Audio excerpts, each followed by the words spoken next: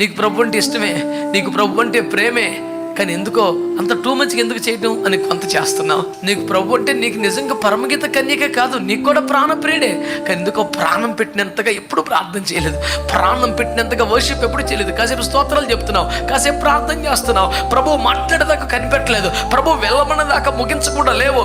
నీకు కూడా ప్రభు అంటే ఇష్టమే, కానీ ఎందుకో నువ్వు కంటిన్యూ చేయట్లా, ఎందుకో తీవ్రంగా ఈ మాత్రం చాలే, ఎంత చాలే, గుడికి వెళ్ళే చెయ్యాలా, ఇంట్లో చేసుకోకూడదా, ఏడ్చే చెయ్యాలా, మామూలుగా చేయకూడదా, చేతులు ఎత్తాలా, కడుపులో చెప్పుకుంటే చాలదా, ఎందుకో నీ స్తుతిని, నీ ఆరాధనను, నీ కృతజ్ఞతను, నీ సమర్పణను, నీ ప్రార్థనను నీకు నువ్వే అని చేసుకుంటున్నావు, నీకు నువ్వే త్రొక్కి వేసుకుంటున్నావు. ఇదిగో మూతవే ఎబడ్డ జలకోపములే, ఆ ఎవరికి ప్రయోజనం ఆగిపోతున్నావు, దాచబడిపోతున్నావు, నిధి వలె ఉండిపోతున్నావు. నువ్వు బయటికి రావాల్సిన సమయం, నీ స్తుతి బయటికి రావాలి, నీ ఆరాధన బయటికి రావాలి, నీ ప్రార్థన బయటికి రావాలి.